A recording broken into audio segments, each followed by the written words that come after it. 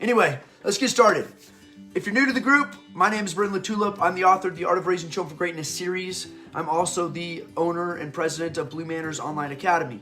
And I'm going to be talking a little bit about some things that are in character tonight. But usually when I talk about holidays or current events, it's a week late. So I talk about Christmas a week late, or I talk about Easter a week late, Thanksgiving. I talked about it after Thanksgiving. Tonight I wanted to do something crazy. I wanted to talk about it, a current event while it's happening. I want to talk about Lent. What is Lent? Where does it come from? And should our children be participating in it? The short, quick answer is, in my opinion, yes. Yes, children should be participating in Lent. You don't have to call it Lent. And we're going to go through why, what Lent is, where it comes from. But if you've already read character, you know I'm a huge fan of fasting. And when I was kind of growing up, I come from a non-denominational background. My family, they're French Catholics. All 6 of my grandparents' children are Catholic. My dad all of them became Protestants. My dad became a non-denominational Protestant, which means we would say that basically that there should be no denominations. Paul talks about how don't say I'm a Peter or I'm a Paul. There's one church, everybody's one in Christ. So that's what the non-denominationals believe. Unfortunately, it's become a denomination in and of itself. And so we don't do communion there's not this communion with any of the other denominations. So we've kind of become our own denomination. But that's my background. So we definitely didn't do Lent. It would have been thought of, I guess growing up, I thought it was a Catholic thing. And I didn't really understand what it was. We did believe in fasting in our church. We just never did it. I mean, we knew people did it. We knew it was okay to do if you felt like the Spirit was leading you to do it. But it wasn't a regular spiritual discipline. I talk about in character the importance of fasting, and it's a lost spiritual discipline, and it's really sad. But if you look at all of the greats, if you go back to the time of Moses, for example, he goes and he fasts for 40 days before he starts his mission, right? This calling that God's calling him to. Or if you look at Elijah, but he goes out into the desert and he fasts for 40 days. And then you look at Jesus, the ultimate example, before he starts his ministry, and he's going to be martyred for us. He goes out into the desert and he fasts for 40 days. So it's a powerful spiritual discipline. And actually, it's not just those guys. Those are the 40-day fasts. That's what Lent is a 40-day fast. But all throughout the Bible, Esther, she has to go confront the king of Persia. She knows that her life is on the line. The previous queen, she was a little bit disobedient, a little bit sassy to the great emperor of Persia, Xerxes. And she decided she wasn't going to obey him, and she sassed him at this party, and so he divorced her, and he's looking for a really good, beautiful, but obedient wife. And so he passes this rule, and he says that basically, the queen cannot come into the throne room without being summoned. And actually nobody could, but that rule just applied to her, right? And so when she enters the throne room, he has to raise his scepter to allow her to come, and if he doesn't, that person is executed. So Queen Esther's life is on the line. She knows you guys all know the story, but she has to confront her husband, but not just her husband, the all-powerful Persian emperor. And what does she do? She prays and she fasts, and she asks all of the Jews in the community to gather and pray and fast for 3 days. She's not going to go in there until she's prayed and fasted for 3 days and her community is fasted for 3 days. So she thinks it's powerful. Gosh, you go back to the Maccabees. That used to be a book in the Bible. I'm not going to get into that, how that got removed and stuff. But either way, even Luther says it's a powerful story. You should read about the Maccabees. But of course, they famously fast. After defying the Romans, they realize a war is coming, an epic war between the little nation of Israel at that time, which is very divided, and the almighty Romans. And so they begin by fasting. And we tend to think fasting, it makes you weak. I always thought of it as like this thing that you did to kind of show God how devoted you are, because you're giving something up, and you're going to be suffering, and you're going to come out of this thing very weak and very hungry and famished. And I always thought it was kind of like this, you basically just did it as a sacrifice, but it didn't do anything for you. And I would say that it's the opposite is true, actually. I had this great experience. I talk about it in the book. I actually got to fast for the first time in the military. And this is why I say we should all be practicing Lent. Even if you don't call it Lent, our children should be familiar with fasting. In the military, it wasn't a spiritual discipline. We didn't call it Lent, but they understood it was powerful training, not to make you weak, but actually to make you strong.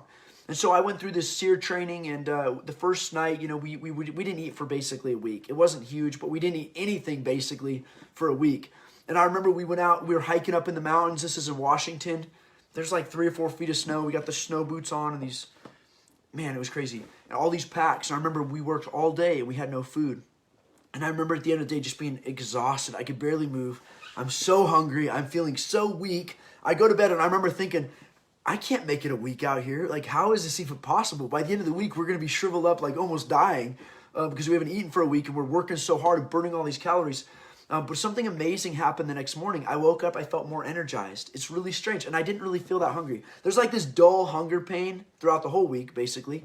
But it was amazing. I had all of this energy. And as the week progressed, I became less and less hungry. So that at the end of the week, I was less hungry than at the beginning of the week. It was remarkable, and I had more energy.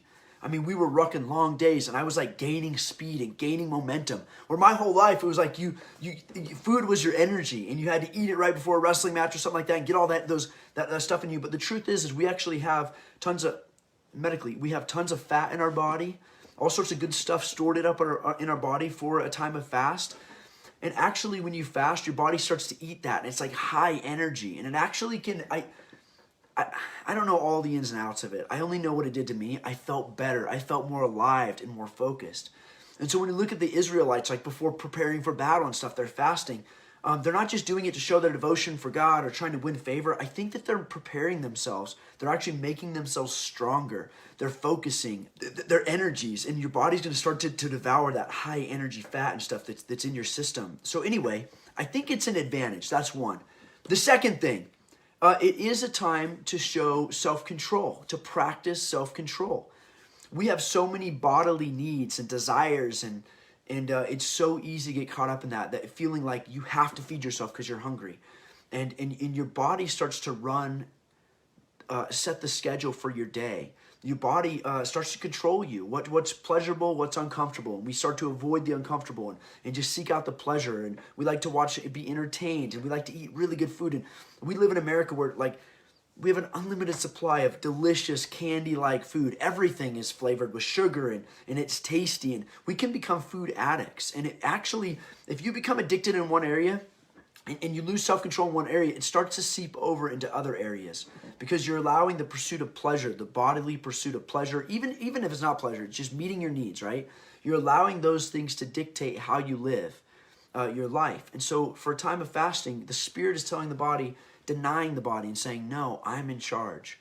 And for this period, we're going to focus on the Spirit, and we deny the bodily needs for a certain time. So just for that, it's a powerful training for our children. It helps them understand, not just like theoretically, but they can resist the bodily urges. They can resist lust. They can resist entertainment and just the pursuit of pleasure. They can even resist food, which, you have those hunger cravings, but they are in charge, not the body. The Spirit is in charge. So that is in and of itself important. So that's just a plug for fasting. And then I wanted to really quick just address some of the concerns about Lent. And I think what it really is the name. Because if I call it a time of a challenge, if I said, here's a Christian challenge for you, we're going to try to fast and pray for 40 days. I don't think there's a Christian denomination that wouldn't be like, sweet, that's a great idea. Even if they don't participate, they'd be like, that's great, that's really good, okay? But as soon as we call it Lent, that has some tradition, it has some rules, and it has some history, and all of a sudden we're like, ooh, is that even biblical? And so I wanted to address that, and I think that's where I was for most of my life. I thought it was just something that Catholics did. I thought it was specific to their denomination. I think in America it's become that way, but historically it wasn't so. So basically, if you go back in time, originally there was one church. There was a Catholic church. It wasn't called Catholic, but basically all Christendom was in communion together. Now, there were some disagreements, theological disagreements. If you look at the First Council of Nicaea, there were some serious theological disagreements, but it never occurred to people that there could be different brands of Christianity. You were basically adopted into this, and you may be a Christian with bad theology. You may be a sinful Christian, but you were it was like almost of the race of Christian. You couldn't deny it. Even if you were a really bad Christian, there was one church. And that was for most of history. Then you have a minor schism between the Orthodox and the Catholics. And that's where you kind of get the two names from. they needed to distinguish themselves. It wasn't just a Christian church anymore, but we have to distinguish, okay, there's two rites now. There's the Catholic rite and the Orthodox. But even they believed that there was one church, okay? They were just in schism. It was like, it's like they realized they couldn't divorce each other, but they couldn't live together necessarily, so they became in schism. It was mostly over political issues when the western half of Rome fell, and the Byzantine Empire became like the continuation of the Holy Roman Empire. But there was, anyway, it's a long story. But so the Catholic and the Orthodox, the two original, let's say the original would be the Catholic. They practice Lent. They practice Lent going all the way back to the 1st century. It wasn't 40 days. It's evolved over time, but they practiced a time where the whole church would fast and pray, okay?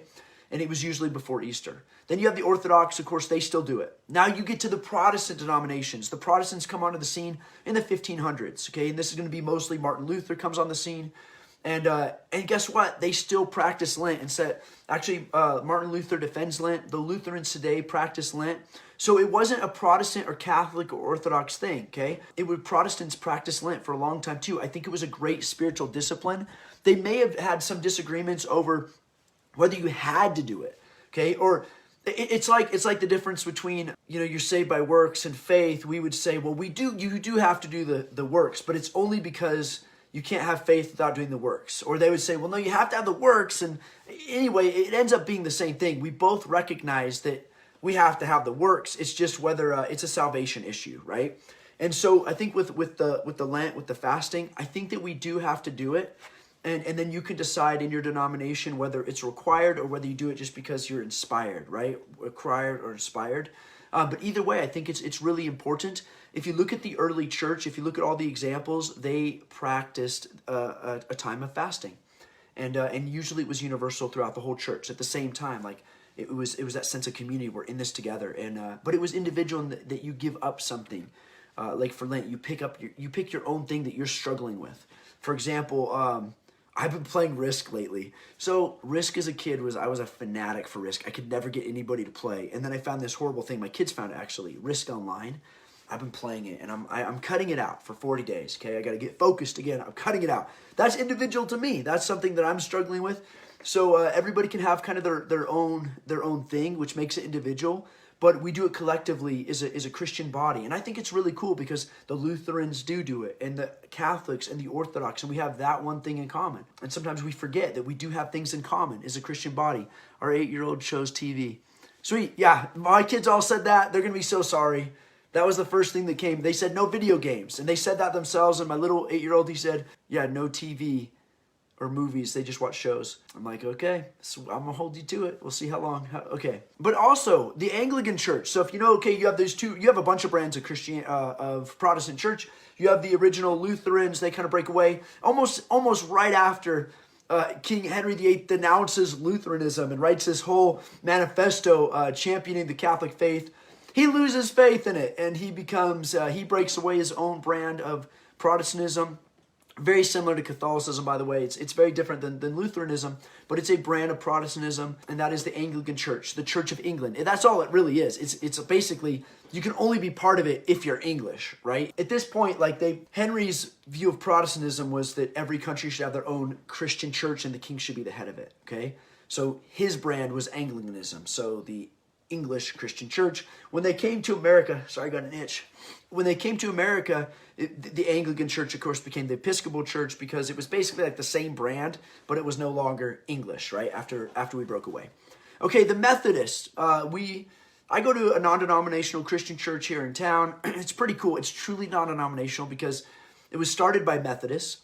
And basically they ran out of members. So they built this cool building and everything. Pretty much, I guess everybody in town was Methodist. And it dried up.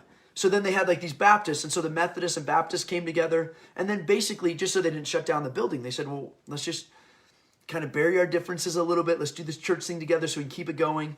And then it's pretty cool because everybody attends this church now. There are Catholics in the church. There's Methodists. There's Lutheran. And I know you're thinking, oh, there's Baptists. That's dangerous, and it is. There's some different preaching and stuff. I don't agree with every sermon, but it's really cool because we do have a lot in common as Christians. And then kind of the individual stuff we do on our own.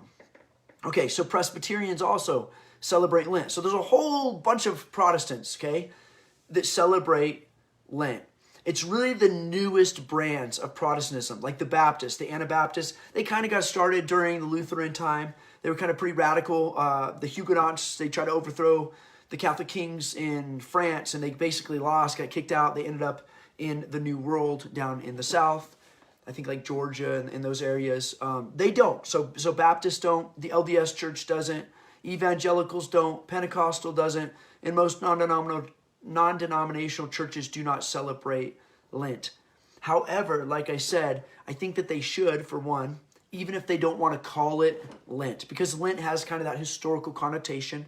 It is tied to more the religions with rules, and these new churches, they want to be all spirit-led. They don't want it to have any rules or laws or legalism. So don't call it Lent. But I still think it's really important for our children every year to have a specific time. And you could say, well, why don't we do this every day? Well, you're going to burn your kids out.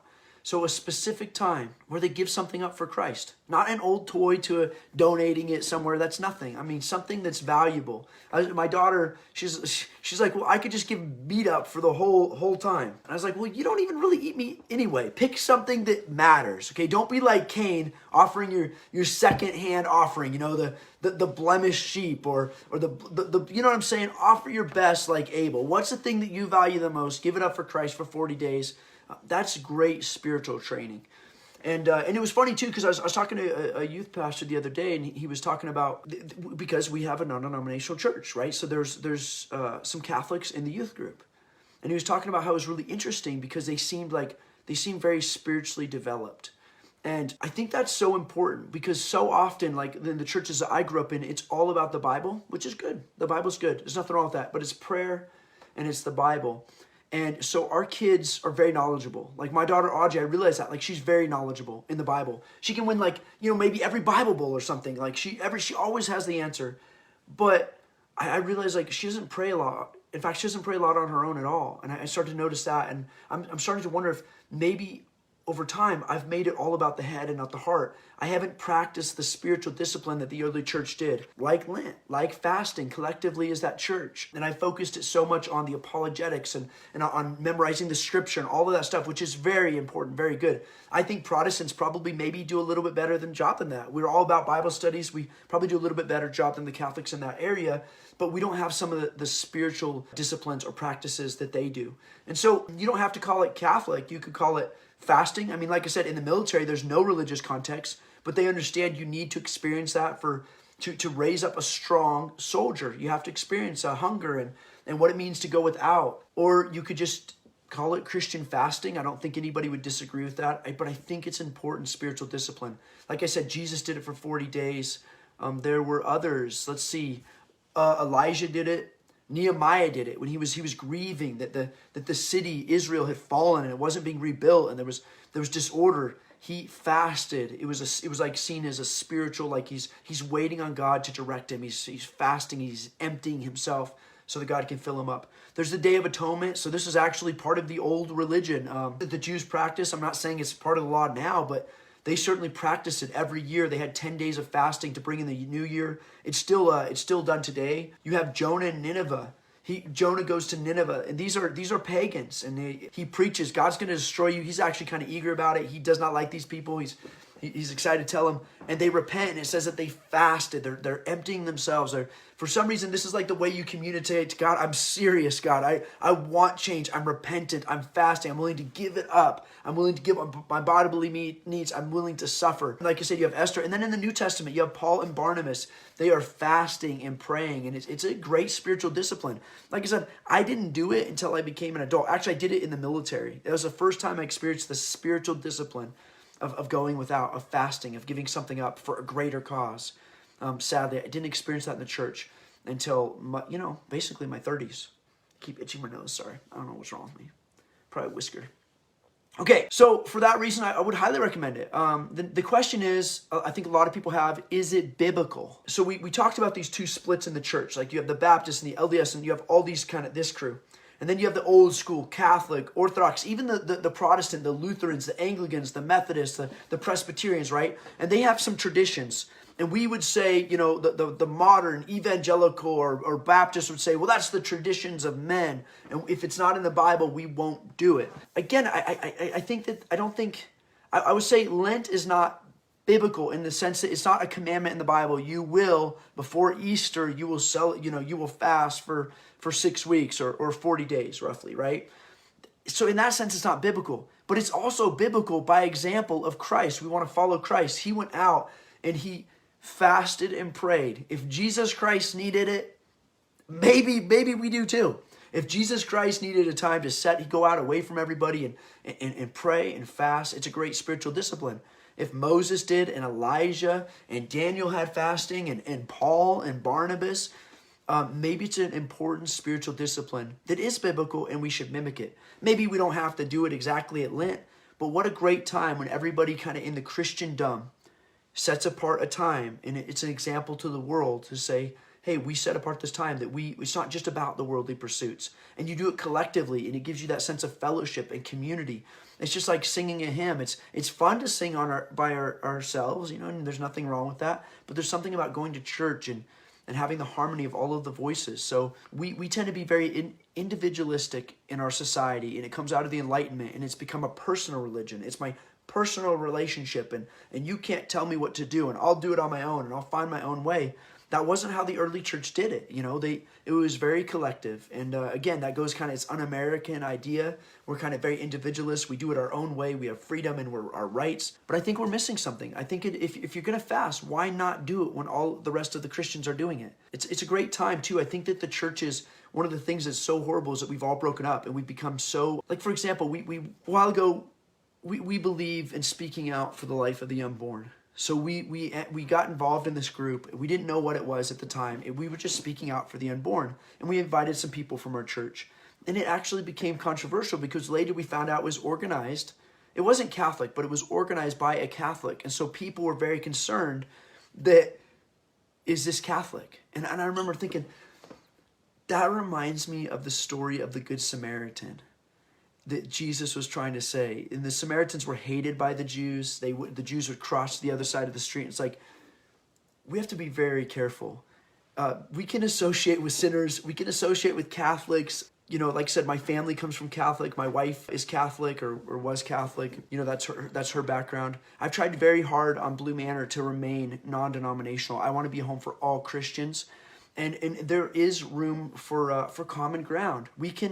We can love the unborn together, just like the Samaritan. We don't have to cross to the other side. There can be some Christian unity. I think Lent is a great, non-controversial way to have Christian unity. It's one of the things that all of the denomination, the original, Protestant, Catholic, and Orthodox, all three of those major denominations, they all celebrated it together. Now, if your church forbids it, let's say you have a Baptist and they say, no, you're not participating in that. Like that has this historical connotation and stuff like that. I would still say it's at least worth having a time of fasting for your kids. Maybe you do it at a different time. Maybe do it for Christmas and then you break the fast, with Christmas and the celebration and stuff. But I would definitely have it just as a spiritual discipline if you can't do it in union with the rest of the Christian church. But I would say if Christianity is to ever recover, ever become powerful again, we're going to have to start bridging those gaps. We're going to have to start uniting the church. I don't know how. Only Christ could do that. I think it would take the Spirit of God, to really move this church back together. But I actually think the persecution is helping because it's pushing us into a category. We're finding these allies that at least they love Jesus Christ and they understand that it's wrong to murder babies. And as the persecution continues in this church, in the world against Christendom, I think you're going to see the Christian denominations really start to get each other's back more and more as we realize it's either we're going to be eradicated or we have to unite. So, okay, I would also say that the modern church isn't very good. Like I said, we become, especially in the homeschool world, we become very good at training our children in apologetics. We read the scriptures, but there are spiritual disciplines. Remember, Jesus did grow up. He read the word. He knew the word. He quoted the word even to Satan. So he definitely knew the word, and studying the word is absolutely valuable, and I don't want to diminish it. But he also took the time to go out and fast and pray. There are spiritual disciplines. You have to train your body.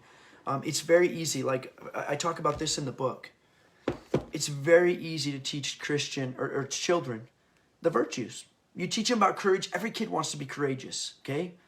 Now put them on a battlefield. I don't mean your kid, but you see what I'm saying? they all want to be courageous. They all want to be loving to their neighbor. They all want to pour themselves out and have patience and kindness and all of the virtues, right? Inherently, they accept that. They want to be honorable and tell the truth. They get the value in the head. It's very easy to teach. But there is the spiritual discipline. It's hard to be courageous. You have to overcome the fear. There's a spiritual side to it. I talk about body, mind, and spirit. The easiest to train is the mind. It's so easy. Everybody gets what courage is. We all want it. Okay? Now you have to train the body to be courageous, and then the spirit. It's very hard to train the spirit to be courageous. So often in the Christian church, I think, we focus on the mind. We make our kids scholars, and we think that that's enough. And it's not enough, because eventually sin will get a hold of your kid, or they'll have spiritual doubts and stuff like that. And just knowing the scriptures without the spiritual disciplines, gosh, it sounds horrible to say, but I think it's not enough. And I know that sounds dangerous to most people. Like, you're saying the word isn't enough? No, I'm saying that the example we have from the church, it's not enough. Going back to the Old Testament, they had spiritual practices. They had sacrifices. You'd go and confess your sins to the priest, and he would absolve you, and you'd have this sacrifice, right? This is Old Testament I'm talking about. But even in the New Testament, you have Jesus Christ going out a time alone. I don't know if he took the scrolls with him or he was studying the word out there. It was just spiritual discipline of fasting and praying. So I think we need both, and I think that we're lacking in many ways. Our children aren't spiritually strong to withstand persecution or even peer pressure. They know the right answer, but they don't want to give it because it's in their head. They don't have the courage in their heart, if that makes sense. When I went to school, there were so many bad things that I did, not because I didn't know they're bad. Like, I remember a stealing or lying to our teachers or cheating on tests. I knew in my heart it was bad. You didn't have to convince me. I didn't need any more Bible lessons on that. I didn't need any more focus on the family, fun, adventures, and odyssey about the how harmful it is to lie. Okay, I didn't need any more of that because I knew intellectually it was wrong, but I was spiritually weak. I didn't know how to resist myself. I didn't know how to suffer. You know, sometimes you tell the truth and you're going to suffer. You're going to get in trouble. You don't cheat on that test. If you can get away with it and you don't cheat, you might fail that test. And I wasn't willing to suffer that way, so I started to take spiritual shortcuts, not because I didn't know what was right, but because I wasn't spiritually strong.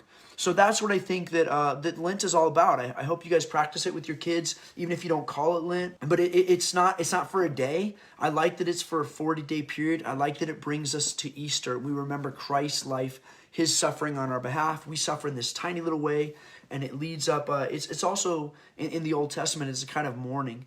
People would fast when Israel was conquered, or like Nehemiah, he's lamenting his city isn't being rebuilt, and so he's fasting. And we remember that there's a lament coming up to Easter that Jesus Christ has died for us, and it was painful, and he poured himself out for us. So we want to lament that. And then we break it with the resurrection, which is the opposite. Now it's celebration, it's excitement.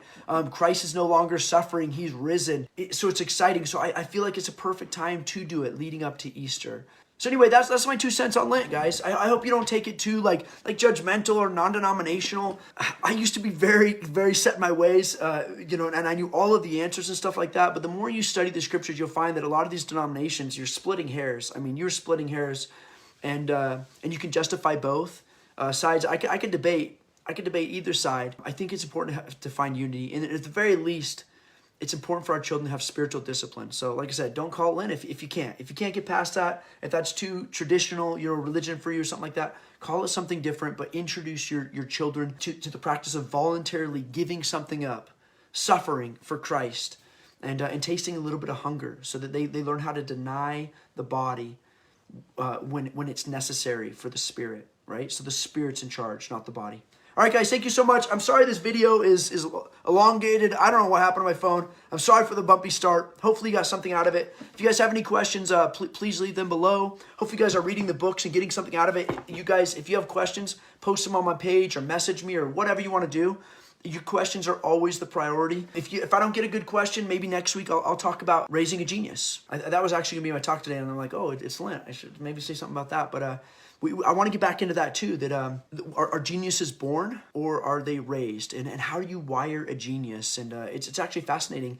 And you'll just an introduction, just a little bit. I started noticing this trend. So it's a theory right now. It's not a proven science. There's lots of theories, whether it's nurture or nature. But you'll notice that a lot of geniuses, it's just a coincidence that for some reason they found their genius in childhood, and oftentimes they are the son or the daughter of somebody in that field. Now, in this book, I present it as, well, it takes 20 years to master something, and basically you're getting a head start. You know, if your dad starts teaching you at 3, then at 23 you're going to be a master. So I really focus on early education, right? But there's another phenomena that I thought was really fascinating. It's not just about the 20 years. If you take a child who's 3 years old and he starts playing chess at 3 years old, right? And he becomes somewhat of a chess prodigy. So after 20 years, he's really good. He's really good. He's a master, let's say. But you have somebody else, and they're 25 years old, and they start playing chess, and they play for 20 years. They're 45 now, let's say, or they play till 25 years, whatever I said before. Now they're 50. You rarely will find a genius, that level, operating on that higher level when they start late.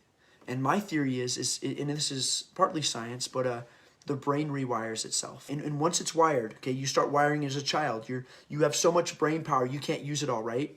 What book are you referring to, the one you keep holding up? Oh, this is Education. Okay, so Education is, it's, gosh, you just have to read it. But basically it's an elite education. So it's the difference between a public school education, which most of the homeschoolers are doing, and what the prep schools are doing. If you read the book, you'll find out, prep schools rule the world. Our last 4 presidents have been prep schoolers: Elon Musk, Bill Gates, Mark Zuckerberg, like all the big prep schools rule the world. And so I'm trying to bring that in this book into your world, into the homeschool world. How to raise children for greatness, world leaders in the homeschool world. Most homeschoolers aren't doing that. They're raising good kids. They're raising smart, nerdy kids. They do very well in tests. They get into college, but they're not world leaders later on. Not always, but just you have to read the book. So, and you can get those on Amazon. So anyway, that's my theory of genius, and that it's very interesting because it's not just about the 25 years of training. The adult who starts, and this is why they tell you, oh, kids should learn languages when they're children. Start them really young, and they have an easier time learning it. Why? Because the adult is hardwired for English now. His brain has shortcuts. You have so much brain potential, but you can't use it all. Your brain has to develop shortcuts to thinking so that you can function properly. So a kid starts learning another language when he's 3 years old. He's developing the shortcuts for both languages or for that language, right? Like Spanish, okay? The adult is hardwired for English, so it's very hard for him to overcome that hardwiring to learn how to say, different, like Chinese, it's totally different pronunciation and stuff. You have to relearn it, so it's so much harder. With chess, you think about things a certain way. There's this academy. It's like Teach Your Baby to Read, and they do all sorts of teaching on genius and stuff. And they're talking about how they could show these babies these flashcards, and the baby. I'm so bad. I always do this. I give an introduction and I just give the whole speech. But anyway, the baby can look at these dots, right? And if we saw a big board with 87 dots, we'd have to count that there's 87 dots. But they claim eventually that child can just see the 87 dots and they know 87. It's phenomenal. So because that child's brain is wired that way, wired for math. And in my opinion, if you've read Revealing School, hopefully you have. It's so important you read this book, guys. I know you think, oh, I'm homeschooling. I don't need to know about public school. Yes, you do. You have to unschool yourself. And I'm not talking about unschooling. I'm not talking about the conferences and stuff. I'm you really need to know the depths of what they do in public school because it's genius and it's destructive. They are wiring you for mediocrity. And so you'll struggle with math. You can't think on that level. You're always thinking on kind of that lower plane. But you teach your children math at a young age, and you teach them properly, and they're just on another plane. They can just do it in their head. They can just see it. It's like my boy Colton. I grew up in the system too. I didn't go to prep school till I was older, and a lot of that it was very challenging for me, right? But my son Colton, he's doing this high level math, square roots and stuff in his head, and I'm like, man, I'm older. I've studied so much more math. I've taken AP calculus, and he's functioning. He doesn't know everything, right? But he's functioning at what he does know at a higher level than I am. With chess, I'm the chess coach. I played chess in high school. He can already beat me at 7 years old. He started beating me. It's like he's on a higher level, and it's because he started playing chess very young. His brain is wired for it. It can think quicker. It has shortcuts. What was the book you just mentioned? Sorry. Okay, guys. So there's 3 books. All of them are part of the Art of Raising Children for Greatness series. You have Revealing School. This baby is big, and it's beautiful. I mean, it's beautiful. I've had people read it in a weekend, and it's like 460 pages. It teaches you what's wrong with public school, and it starts. This is called Revealing School. Sorry, and it starts basically with kind of what you know, like, okay, the school system's failing. It's teaching this bad stuff. It's inappropriate, but it gets deeper and deeper and deeper. And when you get to part 3, it's 3 parts. The programmable man, you realize it's so powerful. You can't undo it. They are programming your children. And these little things that you think like school dances that are just kind of benign or obnoxious or, all of it, every single thing. It's genius. They could fill libraries, just warehouses with the research that they've done. They know educational psychology. They know how to program children. If your kids are in the public school system, you have no chance. And that's why so many of our kids are leaving the faith. Like 70, 80% of kids grew up in the church, leave the faith. It is powerful. That's Revealing School. Revealing School is actually the first book. It wasn't as well edited. I just came out of nowhere, wrote this book. It's still beautiful. People love it. So powerful. Then I got an editor. I put this together. This is education. People are like, okay, well, if you're not supposed to do that, now what do you do? And this is education. It's the beginning of it. It was going to be a huge book because it's not just education. It's education, character, power, and the enemy. So the next book is education, guys. Education gives you an idea of what the elite prep schools are doing, why they compete at such a higher level than your kids. And I try to tell people it's like this, okay? You have 2 kids. They're both allowed to get in the arena, and they're both being trained for the fight. But over here, this public school kid's being trained in yoga, and this kid's being trained in MMA or like Mortal Kombat, right? So they're both allowed to get in the arena, but almost every time, unless you have some Goliath freak of nature public school kid, right? Intellectual genius, right? Almost every time the prep schooler wins because he's been trained for greatness. They are training world leaders in the prep schools, and it shows. Like I said, the last 4 presidents, prep schoolers, but we could do it at home. We could do it so much better, and that's what I'm trying to teach you. The next thing, probably the most important book, is character. When we think of character, like homeschoolers are famous for raising nice nerds. We're super nerdy. We're super smart. We memorize all the trivia. We do well on the test, and our kids are super just nice. They're just kind of nice. That's not what I want. That's not what they teach at prep school. You look at Donald Trump. He went to prep school. You could say, oh, he wasn't good, and I'm not always saying good, but he had character. He had character. He didn't give up. I don't know if he still gave up. He didn't give up till the end. I mean, that's some perseverance. He had just a bold, strong, courageous character. This indomitable spirit. He took on so much, didn't he? I mean, so much. So you could say, I mean, I don't know where Donald Trump is going after he dies. I don't know what his relationship with God is. That's not exactly what I'm talking about, although that's really important to me too. But I'm talking about just powerful character, like courage, self-control, those things that we don't train that anymore. We teach our kids, like all of our character training is niceness, tolerance training. Don't hit, share. That's good. That's a good place to start. But what about courage? What about persistence? What about faith and unshakable faith? Do we even know what that is anymore? And I talk about the POW camps. That's the ultimate. I was trained in that in the military, at SEER school. POW camps, like this is when you're actually in the enemy's hand. He can do anything he wants to you. He can roll your shoulders in and out of your sockets. How do you keep the faith? The military trains soldiers to keep the faith. They do a great job. We used to do a great job in the church, and we could be fed to lions, and they could not rip us from our faith. Today, Sunday football, tears us from our faith. We just give it up. We don't know how to keep it anymore. So that's a phenomenal book.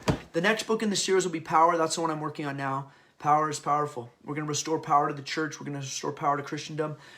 Evil has its bag of tricks, I always say. God gave us genuine power, and we don't use it anymore. And the enemy's been very good at diffusing godly power. And I want to restore that to the church. I do believe that Christ and his church is more powerful than the enemy, and yet we've been totally overrun. So I want to reintroduce you to power. If you've read any of my books, you've never heard of it before. This isn't the law of attraction, mumbo jumbo. It's not that stuff. You've never heard of it before. If you've read education, do you think it's the most boring? What could be exciting about education? Read the book. It's crazy. What could be exciting about character training? It's going to be boring. It's going to be boring because every other book written about character training is boring. Nobody said that about this book. It's exciting. Contentment. I read a chapter on contentment in here. It's my favorite chapter. It's so powerful. I can read it over and over, and it almost makes me cry sometimes. I mean, it's so powerful, and I've read it a billion times. The stories are so powerful. So I highly recommend the books, guys. That's really where it is. This is a ramble. This is just for fun. I come on here, talk to you guys, but these books are put together, pieced together. It takes me a year, and I perfect the language. They're beautiful. I think they're works of art. Revealing School is a little bit bumpy. It's so good though. It's witty. It's good. It's like talk radio maybe. These are works of art. I mean, these are just beautiful books. Okay, Power is going to be beautiful too. All right, guys. If you have any more questions, ask them quick, 'cause I'm about ready to go. Sorry for the bumpy start. I don't know why my phone's not working today. So, anyway. If we don't have any questions, guys, thank you so much. I will see you next week. Hopefully you guys are seeing Blue Manor Academy. Coders are working full-time. It's starting to look beautiful. In fact, you're seeing two sites. You're like the old coded site, which is still in the library and stuff, and it looks like two separate sites, and then the beautiful site. Well, that is all coming. We're redesigning our readers. We're redesigning our games. We have so much stuff coming. I have like a team of 7, 8 coders that are working full-time. And we're going to give you guys the best educational experience in the world. We're going to bring the world of elite prep schooling into the homeschool world. And that is on, hopefully you guys have found that, but Blue Manor Academy. It's not perfect, but we're heading in the right direction. We're going to be the greatest someday. All right, guys, thank you so much. We'll talk to you later.